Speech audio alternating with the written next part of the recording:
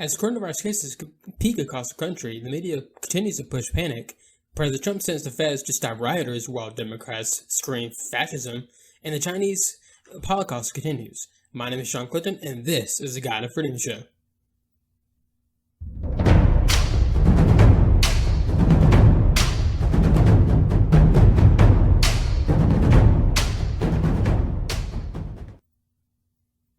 Alrighty, so I hope everyone is having themselves a great week. I'm happy Saturday.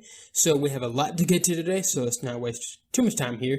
So let's begin with some kind of good news regarding COVID-19. So we are starting to see this thing start to peak again, like I did back in April, across the entire nation in places like Texas, Arizona, and Florida. We're starting to see the daily positivity rates stagnate and even start to decrease. So that's very good news. Very, very good news that we're starting to see that unfolding, it shows you that this is supposed to be the second wave that we're supposed to get, and it was said that it's supposed to be a lot worse than the first one. Not even close. It's still, it's nowhere near as bad as it was back in March or April. So we're doing pretty good with it. So yeah, it's very, very good news.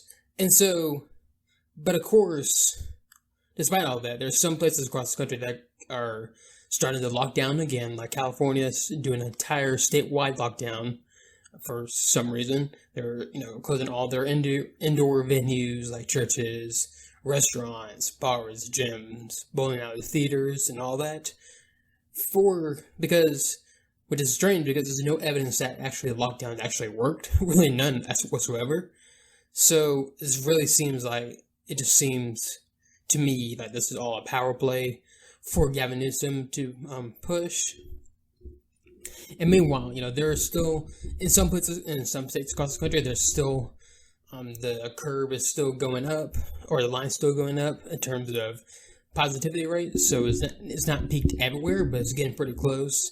But we know, Texas, Arizona, Florida, and probably Georgia pretty soon because it happened around the same time. It's going to start a peak pretty soon too. So that'll be some very good stuff. Very good stuff. But meanwhile, regarding COVID-19, the fight over whether or not we should be closing schools continues to be, a hard-fought battle. There's many people saying, we should definitely reopen the schools. I'm on that side. And people are saying that we cannot open the schools. We're going to kill teachers and students. So, and of course, it's just, it doesn't make sense why we should keep all the schools closed. It just does not make sense. And I'll get to that in just a little bit. But here's, recently, of course, President Trump has restarted his daily press briefings regarding COVID-19, and here's a clip from it regarding schools reopening. Here's what he said. Here's the video right here. President, do you plan to do a national strategy to help schools reopen and reopen safely? And regarding the children in your family, your son, your grandchildren, are you comfortable? Do you plan to have them back in person in school? Yeah, well, I am comfortable with that. And we do have a national strategy, but as you know, ultimately it's up to the governors of the states. I think many governors want the schools to open. I would like to see the schools open, especially when you see statistics like this. We have great statistics on young people and on safety. So we would like to see schools open. We want to see the economy open. We just had a report literally as I walked in that we set an all-time record on housing price increases, up, I think they said 21%, which is a record that's never happened before. That's a great sign. We have an economy that's going to be booming. It's going to be, a lot of jobs are being produced. The job numbers will be coming out shortly, meaning over the next week or so, and I think it'll be a continuation of the last 2 months. The last 2 months have been incredible. So I think we're going to have a great economy. You're going to have a fantastic next year. I think you're going to have a very good third quarter, actually, when the third quarter numbers come out. Interestingly, they'll be announced just before the election. They'll be announced around November 1st. So, yeah, I would like to see the schools open 100%, and we'll do it safely. We'll do it carefully. But when you look at the statistics I just read having to do with children and safety, they're very impressive. They have very strong immune systems. So obviously what he's saying is exactly right. Exactly right. Kids are not really at risk from even getting this thing. I mean, yes, there's some kids definitely getting it. And also another thing, they're not really passing. There's no actual studies that have proven that kids have actually passed this thing over to adults, or maybe to other kids, but they're not passing it to adults. So if the school were to reopen and like one of the kids get COVID-19, they may pass it to each other, but it won't pass to teachers, to like, more, teachers, and they pass it to more vulnerable people and all that. So that's really good, and that's good stuff to hear. And it's cool, President Trump actually having statistics, and there's statistics that are proving this. So this is why it makes sense for the schools to reopen. But of course, the media were taking this, out of context and everything. Like, just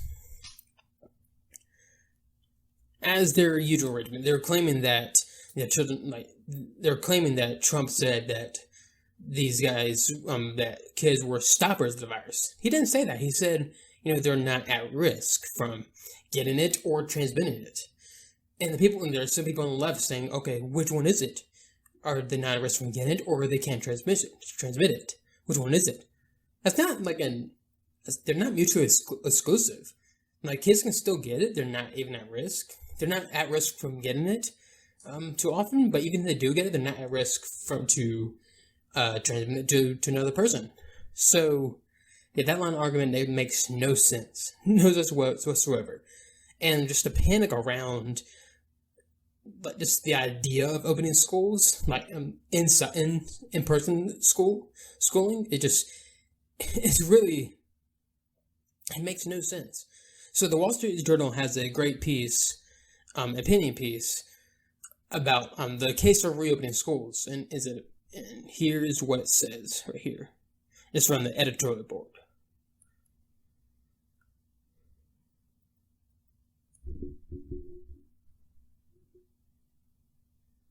Right.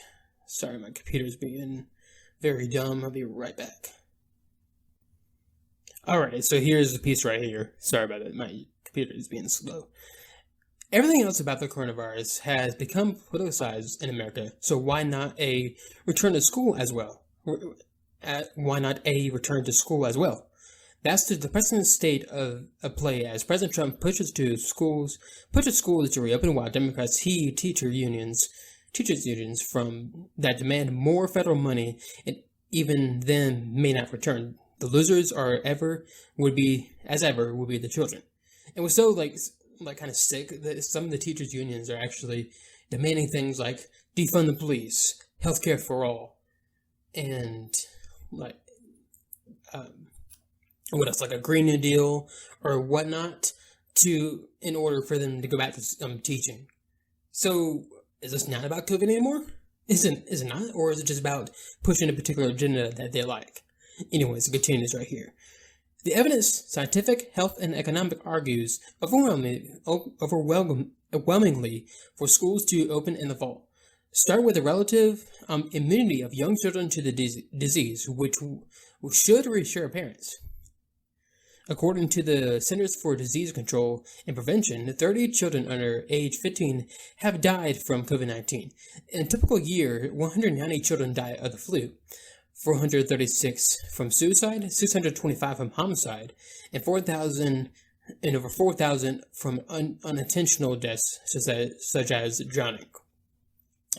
Only 2 children under the age of 18 have died in Chicago, fewer than were killed in the shootings in a recent weekend.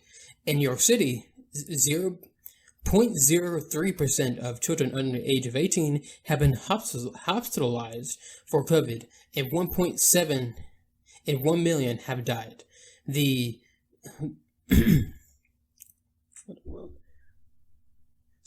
death rate for those over 75 is more than 2,200 times higher than those for under 18.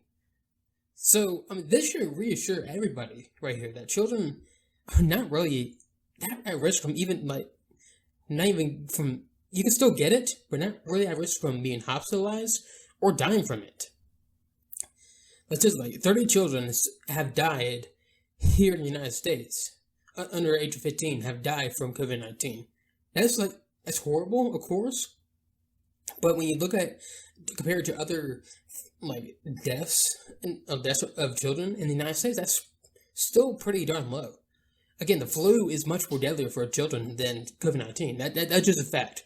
Like the death rate for of flu for children under age 15 is much like 10 times higher than the death rate for COVID. And of course, as you get older, it gets a little more higher. Like for my age, I think COVID is probably a little more deadly, but still pretty darn low death rate. So again, this should reassure parents, like and everybody overall. But there's still people screaming that children will die from it, from being back to school. It continues right here.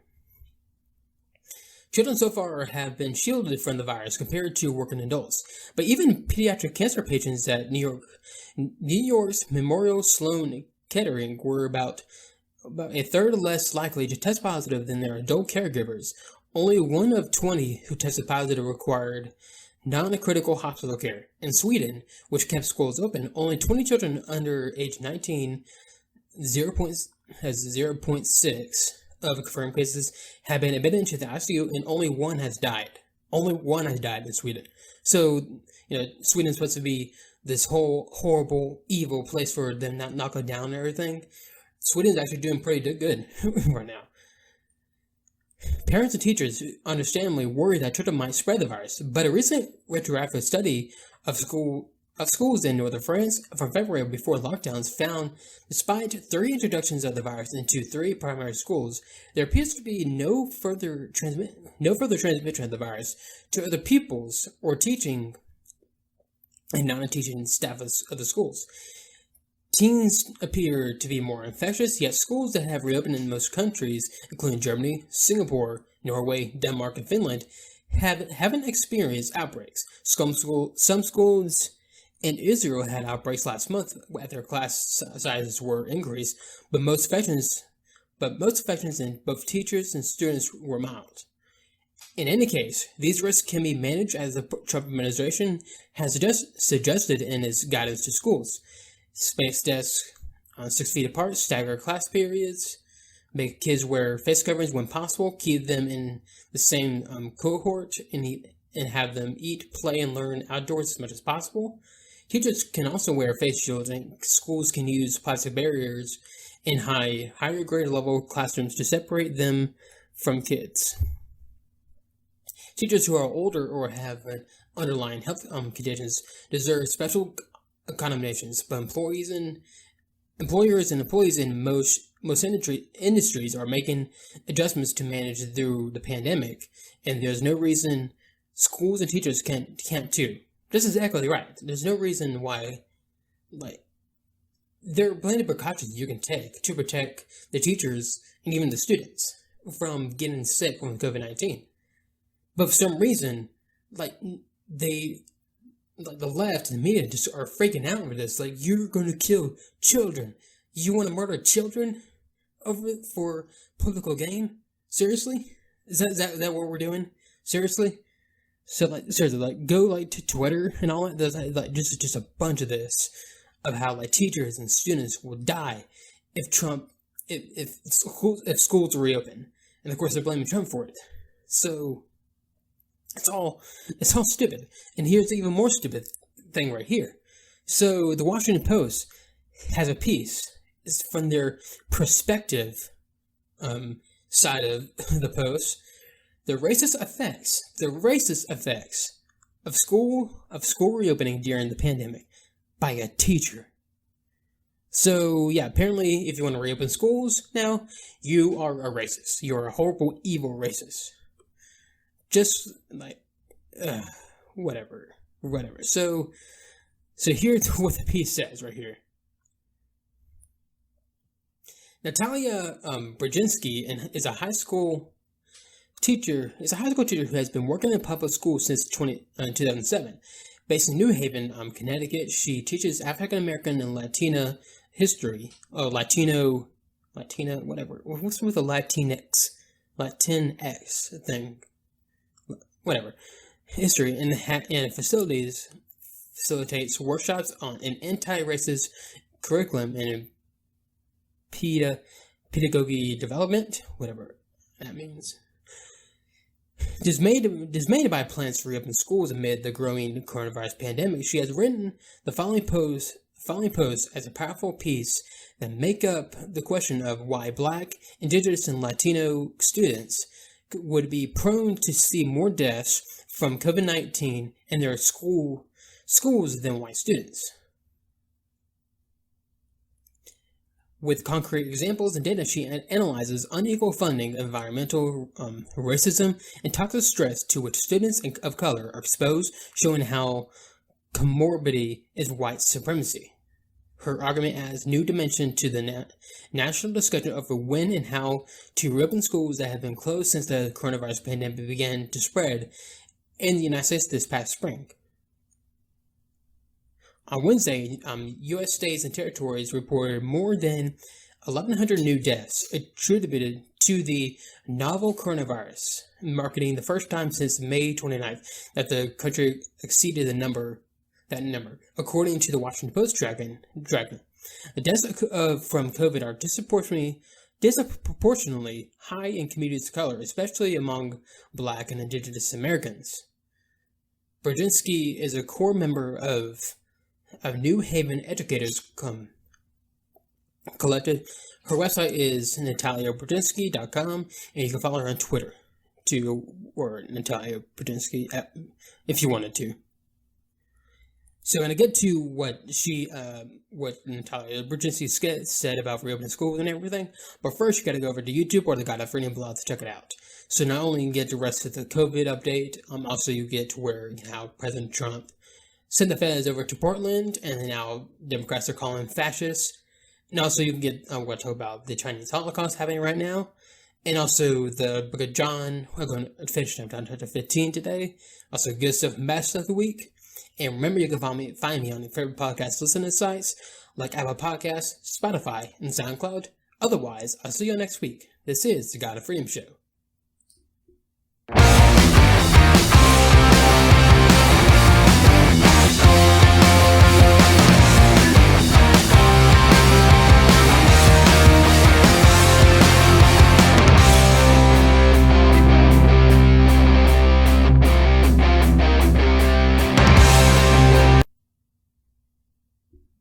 Alrighty, so let's continue on with this piece right here. So this is where where Natalia Brzezinski begins her piece and everything in the Washington Post. Much of the dismay of teachers like me, governors across the country have begun broadcasting their plans to reopen schools amidst the growing pandemic. In Connecticut, where I teach, Governor Ned Lamont announced that schools across the state must reopen full-time and in person for all students in the fall. Lamont's declaration was both confounding and revealing. I wanted to make sure we had a class day and a class week that was something that employers can bank upon for their employees. If there were any doubts as to the governor's priorities, with these words, he made his stance abundantly clear. His gaze is fixed on keeping the machine of capitalism chugging along in Connecticut, not on keeping students, families, and teachers alive. Ooh, so it's about the evil capitalism. Evil capitalism. Ooh. The Connecticut Department of Education released a school reopening plan a few days later after Lamont's announcement. Echoing throughout Adapt, Advance, and Achieve, Connecticut's plan to learn and grow together is a disconcerting idea of feasibility, which appears 13 times in the document. Reduced class sizes, student cohorts, single direction hallways, staircases are not mandated, but will be implemented only where feasible. maintaining 6 feet distance, procedures for monitoring students and staff member systems, and provision of cloth face coverings when feasible. Bus capacity will not be reduced in Connecticut, making it impossible for students to distance on the way to and from school. But reopening plans adjust. Keep in mind that the feasibility and availability of alternate transportation by parents and guardians. For whom will these life-saving measures actually be feasible? In New Haven Public Schools, where I have taught for the past 7 years, in a building whose windows do not open, my class will remain as large as 27 students. In the neighboring town of Hamden, a private school with a 12-acre campus will relocate a portion of their students to a recently purchased castle where they can properly distance from one another. This public versus private school disparity is just one piece of the much larger puzzle of educational injustice. So yeah, there's this whole idea that the private schools are the main problem with education right now, that they're the real evildoers, when in fact, the private schools are controlled by private hands and they're doing their own things. Public schools are controlled by the government. So if you're angry about how public schools are ran, go yell at the government officials who run it. Public schools across the country are funded through a combination of federal, state, and local sources. Federal funding, which Education Secretary Betsy DeVos and President Trump recently threatened to cut if schools do not fully reopen, make up the smallest percentage. In Connecticut, 58% of school funding comes from local property taxes. This is all but guarantees that a young person raised in a city whose property values are lower will attend a school with less funding than a child raised in a town with higher property values. As schools in Connecticut and throughout the country reopen, property values will be a key determinant of feasibility. For white and wealthy families, the language of feasibility is reassurance that their existing privileges and entitlements will continue to protect them throughout the pandemic. For people of color and low-income families, feasibility is a specter of safety used by the state to shrug off accountability. The state knows what they're doing, and though they attempt to disguise it, their own words show their hand. At a recent webinar of school reopening plans, Connecticut Education Commissioner Miguel Cardona began with reopening will look a lot different in Salisbury or Sprague, Connecticut, than it will in Hartford and Bridgeport. If we had issue of highly prescriptive plan with a highly prescriptive plan, it would never have been able to take all unique local factors into consideration. Then no schools will be able to open.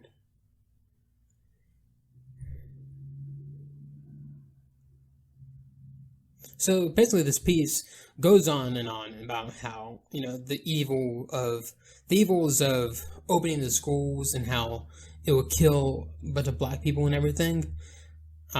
Here's like this part right here. Black and Latino people are 3 times more likely than white people to become infected and twice as likely to die of coronavirus.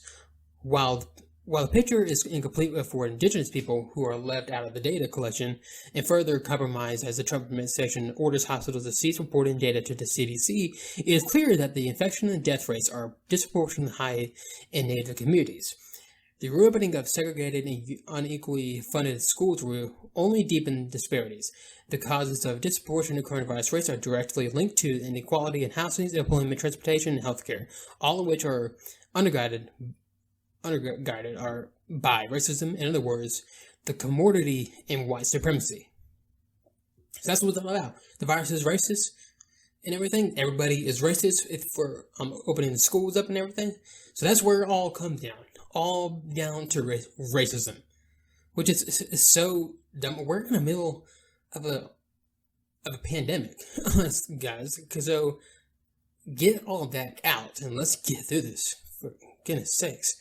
So speaking of racism, this leads to my next topic about the riots happening in Portland. So, riots in Portland have been going on for a couple of years at this point. It has all been done by the Antifa terrorist organization. They've been pretty much taking over the city, and for like almost over 50% of the days in a row, there have been riots in the streets of Portland. And of course, the mayor there has done nothing, and he has purposely held back the police from doing their jobs to stop the riots. So like the police are like, we can't do anything. The mayor is like holding us back, which is so dumb. Like seriously, do you want? So the mayor of Seattle apparently wants his city to be overrun by these anarchist like thugs right here. So in response to this madness, while the state government continues to ignore what's happening, and the Portland mayor continues to not do anything. So President Trump basically took matters to his own hands and sent a bunch of DHS agents there to arrest a bunch of Antifa rioters. And so, in response to this, people were livid about this. How dare President Trump use the power of the federal government to arrest rioters? And how they framed it is that he secret police, unmarked police, and unmarked cars kidnapped protesters. These guys were not protesters. People who were arrested were not protesters. They were the people who were rioting. Rioting is not protesting. You have a right to protest. You do not have the right to riot. If you riot, you deserve to be arrested. Bar none.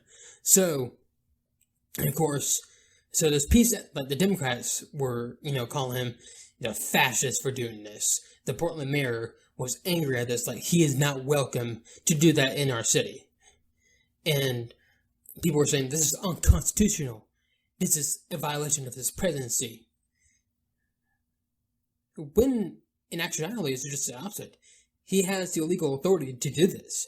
According to the Insurrection Act of 1807, the President of the United States has the authority to send in federal troops to squash any insurrections, rebellions, or whatever.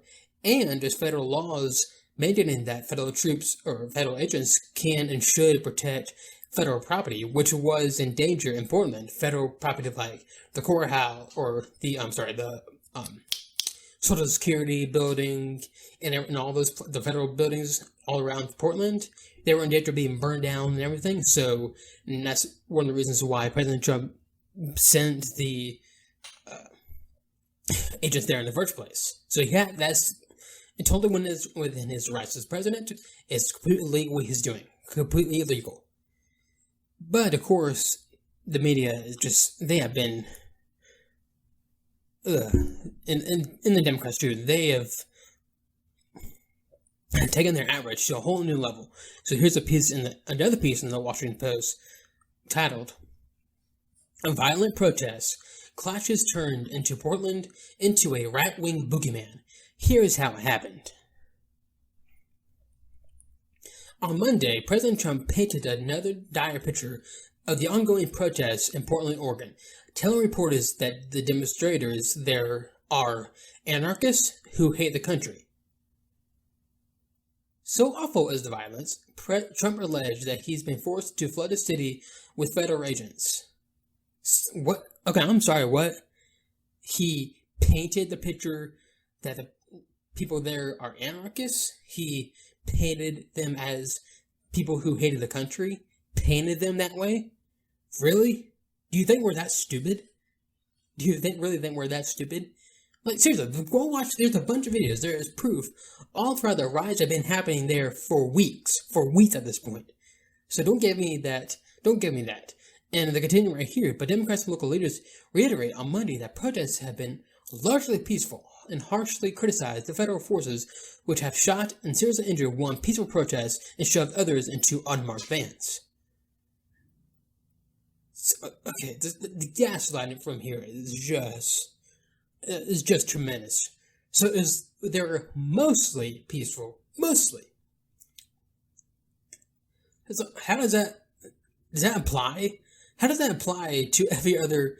Look, okay, Ted Bundy. He was mostly peaceful until, yes, he had his issues where he murdered a bunch of women, raped and murdered a bunch of women. But most of his life, he was mostly peaceful. That's the tenor logic that's happening here. While this riot is happening in the streets of Portland, the Democrats are saying, "Oh, it was all mostly peaceful." Really? Yes, burning down buildings and trashing city blocks and attacking people in the streets. That's all mostly peaceful.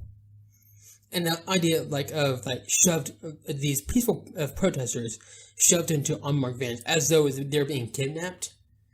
Okay, first off, the police all across the country have unmarked vehicles for one, and these agents were not unmarked. They had badges on their sleeves and everything. The only thing they didn't really display was their names and department number, which is probably a good thing because they probably would have been doxxed and threatened. Which is why they wear probably face masks too. How exactly did this Riverside city of 654,000 become such a tense national battleground? Experts and local activists say Trump's claims are the latest in steps in a sustained effort by conservative commentators and politicians to marry the myth of Antifa terrorists to a city where discontent has grown for years over increasingly harsh police responses at protests. The myth of Antifa. The myth of Antifa. Are you freaking serious? Do you really think we're that stupid, people? Do you really think we're that stupid? This is the whole point of gaslighting right here. I know I explained gaslighting before. Basically, it is when you try to manipulate someone to lose their mind. So again, it comes from the movie Gaslight, where the husband in there is trying to get away from his marriage by making his wife kill himself. He seemed like a charming fellow. And basically, what he does is dim the gaslight in the basement, and she comes down and asks, "Is the gaslight dim to you?" He says, "No, the gaslight is always like this." Which then she begins to question her sanity. This is exactly what the supposed is doing. It's making you think like if you're going insane or not, because we're saying it's almost peaceful, and Antifa is not a thing. Antifa's not a thing. The previous 2 or 3 years of protest policing in Portland have created a fracture with the community. Michael German, a former FBI special agent and senior fellow at the Brandon Center for Justice, told the Washington Post, "The more aggression the police gave, the more aggression was returned." So this is the reason why the police can't do anything, because if they do something, the Antifa might be aggressive back. The logic behind that, obviously, the police not doing anything has obviously not worked either. The riots have continued for weeks at this point, over 50 days in a row. The riots have continued, and the police have done nothing. So don't get me that it's the police fault for the riots. That's not. That is nowhere near true. Protests are nothing new in a city long known for its radical protest culture.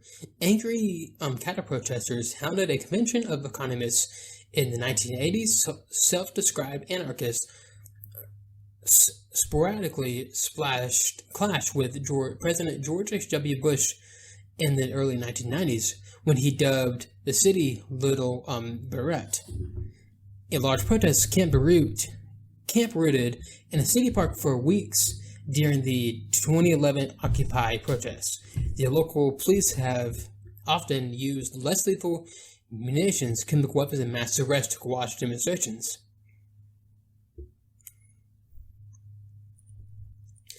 The most recent national focus on Portland as a hub of clashes between police, left-wing protesters, right-wing agitators. Yeah, look how this phrase. Left-wing protesters and right-wing agitators. So the protesters are doing anything, but it's the right-wingers there are causing the violence. Began in November 2016 when the city erupted in large and at times unruly protests after Trump's unexpected victory. Police deployed tear gas and arrested hundreds as a small group of anarchists shattered windows and sprayed graffiti on the buildings. Yeah, so that's obviously all mostly peaceful. About 6 months later, in the city mourning the killing of 2 men in a light rail train and hate crime when a far-right group known to attract neo-Nazis and white supremacists held an anti-Antifa rally days after the slaying. When more than 2,000 Portlanders marched against the right-wing extremists, police detained almost 400 people and took their photos of their IDs. The incident set off nearly 2 years of costly protests that frustrated police and the public. Far-right groups not from Portland repeatedly held rallies and marches throughout the city. During the summer of 2017, congregating in June, August, and September, local counter-demonstrators showed up in droves. So, yes, it's all, they're just counter-demonstrators. A familiar pattern developed. Hours of peaceful protest would eventually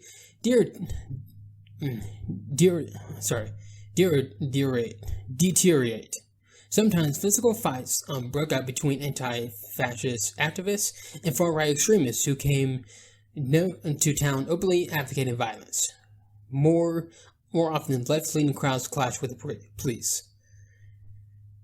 Those sporadic battles continued into 2018 at an August 4, 2018 protest with police shot flashbang grenades into a crowd of peaceful protests, giving a man a traumatic brain injury after explosively lodged into his bike helmet, and severely burning a woman who was struck by a canister ignited. Meanwhile, police allowed the right-wing crowd, which included men who have been caught with long guns on the top of a parking garage that day, to march through downtown. First off, were they being violent? I mean, they had guns, but were they being violent? As far as I know, you do have a right to carry a gun in the United States. You have far-right groups coming in from out of town, staging these riots, and the police were there, objectively acting more aggressively toward the community members coming out in protest of these far-right groups than the far-right groups themselves. Seriously? So it's all, so according to this piece by the Washington Post, it's all right-wing's fault for the protests, for the riots happening in Portland. It's not the Antifa's fault. Antifa is just all members of the community that's angry at the far-right protesters coming into their community. And how dare the police not do anything about them, even though they probably weren't even violent in the city. So this was a tremendous attempt at gaslighting people. And this has continued for, to me, this past few months has just been utterly insane. I'm not comfortable to use that they're aiming the people, but they're coming pretty darn close to that label. They have come so close to getting that label. They have been acting as such. They have bathed themselves in shame over the past few months, and really the past few years. And while all this is happening, while people are focusing on trying to destroy America as we know it, and everything, and while media continues to panic over COVID-19, because while at the same time numbers are peaking and going down, there's something bigger happening that is largely being ignored by people in the media. And that is, it's basically a Holocaust happening in China. So in China, there's this, basically, according to Newsweek, Uyghur, I'm sorry if I'm getting this right. So, Muslims are basically being rounded up in China and sent to concentration camps, getting their heads shaved, and sent to these concentration camps and getting slaughtered en masse, day by day. This has been going on for a few years at this point, apparently, or at least months. So, you would think that a Holocaust that is happening right now, you would think that that would be, like, something to be concerned about. But nope. No, that's not be concerned about at all. Because, really, it's not politically expedient to criticize China. It's simply not politically expedient. So the NBA, while China continues to do these horrible things, are like slaughtering these Muslims en masse like this, the NBA continues to praise China for their partnership or whatever, and the media continue to ignore the story because they want to view China as a wonderful, unique place. And they're doing this because, simply because Trump is hard on China, and a lot of it stems from that. As we all know, the coronavirus came from China, and Trump has acknowledged that as that. And now the media is trying to gaslight people, saying, "Oh, it didn't come from China. It came from it's not China's fault. It's Trump's fault for the spread of coronavirus, and he's trying to blame China for it." Seriously.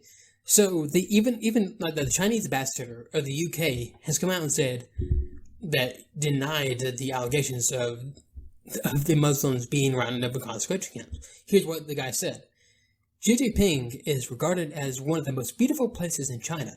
There's no such concentration camp in Xinjiang.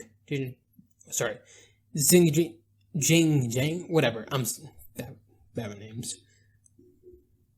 So, yes, according to the ambassador, that's not happening. And of course, he probably had to deny that because otherwise he'd be killed. So, again, China is not a good place. China is a horrible, evil place. Like an actual horrible, evil place that actually oppresses their people.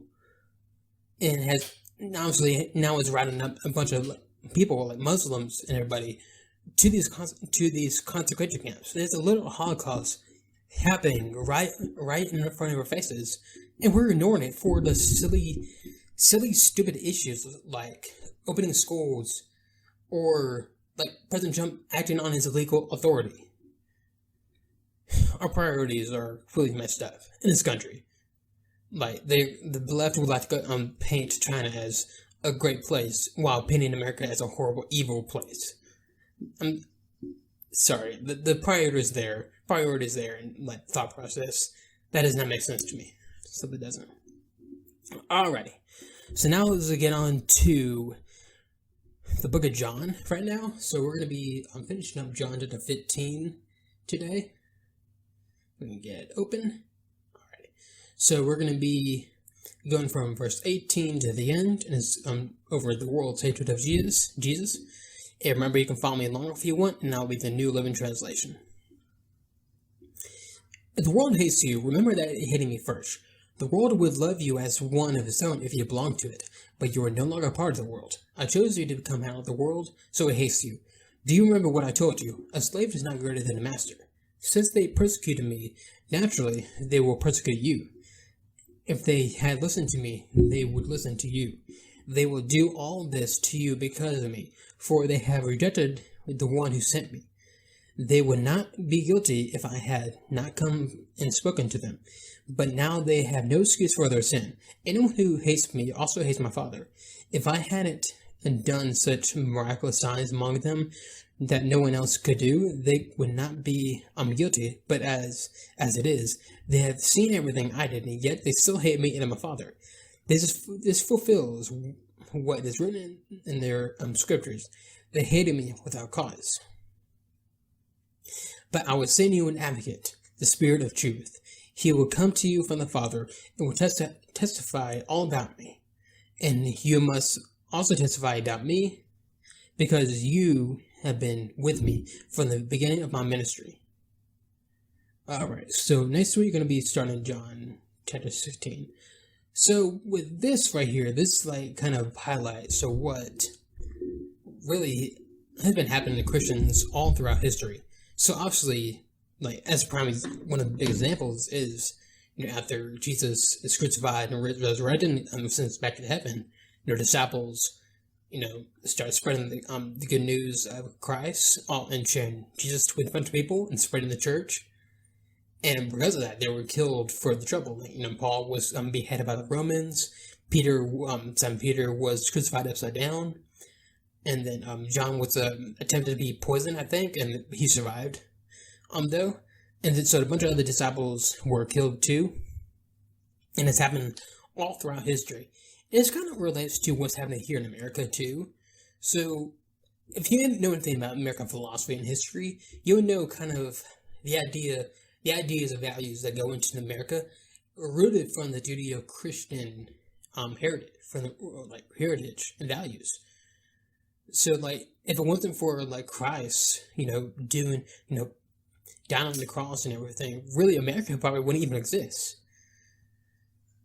Because in the values that came from it, really it sprang throughout history with the combination of Greece and everything just sprang forth into the Western world and which sprang forth into the creation of the United States. And because the left hates, the values, they hate Christians, they hate, God and everything, and that's why they seem to hate America too. And this is really kind of a picture of what's to more come as more in the future for Christians. Here in America, we're blessed. If you watch news, it might not seem like that, but honestly, we're blessed to be in a nation where we can still worship and pray and tell others about Christ without the risk of being arrested and killed or anything.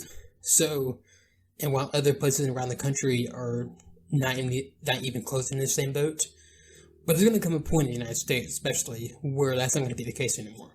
It's going to eventually happen. I don't know when, but it will eventually happen. So we got to be prepared for that. And also towards the end of the passage where he talks about sending an advocate, a spirit of the truth, that points to where the Pentecost, where the Holy Spirit comes in, and they all start speaking the languages of the world, of different people who were there in Jerusalem at the time. That's pretty cool. So, alright. So now we get on some good stuff for the week. So the good stuff of the week, I'm just going to end off with the good stuff of the week, just kind of end on a good note.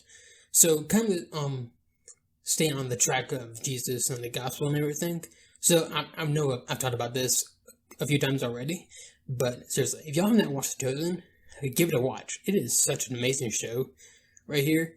And what's so cool about it, it's going to be soon starting season 7. Oh, sorry, season 2. No, they only have one season. But they're soon starting season 7. Season 2. Season 2. They're going to start season 2. And it's pretty much all, it's almost funded. Almost fully funded. What's so cool about it is that it's pretty much all crowdfunded. The entire season is all, funded by people. So here's, a graph of what, of the progress they have made for season 2. It's really cool. It's really cool. And again, if y'all not watch this show, definitely get a watch. It's actually a little trailer for the show right here. Here's the video right here. Let me tell you a story. Do you think that impossible things can happen? Miracles.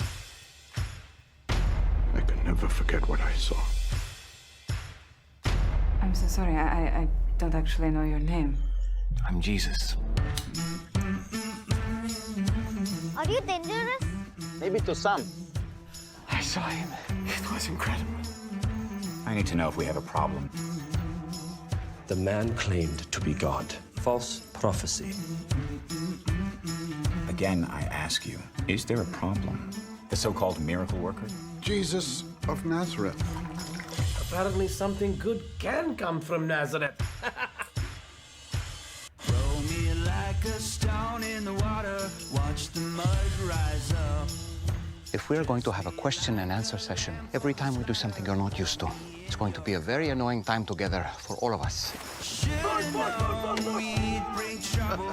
Trouble will find you here.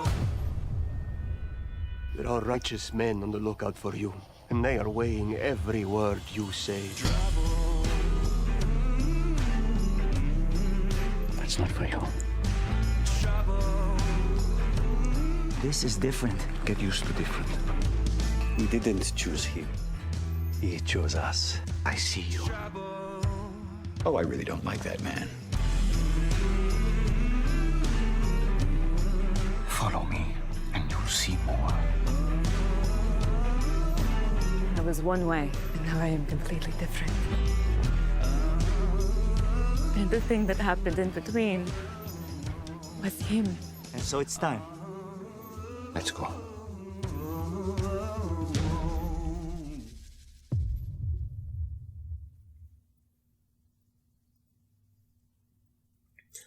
So again, like, if y'all have not seen the show, definitely get to watch. And if you watch it and you love it, definitely consider like giving money to them, like try to pay it forward, so that future seasons continue to come around. They're planning on doing 7 seasons, I believe, or like around there, and they do plan on actually doing an entire actually going into the acts and everything. So not just stick with the Gospels too, which would be cool, because what's cool about the show is like it focuses a lot on the disciples too, not just like kind of the personality of Jesus, which is just amazing in itself.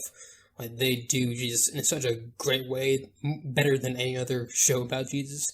But also they do disciples in a great way. They actually flesh out the characters and like have backstories for them and everything. It's just such a great show. Give it a watch, people. Give it a watch. Alrighty. So I'll be back here next week with all the latest. My name's Sean Clinton, and this is the God of Freedom Show.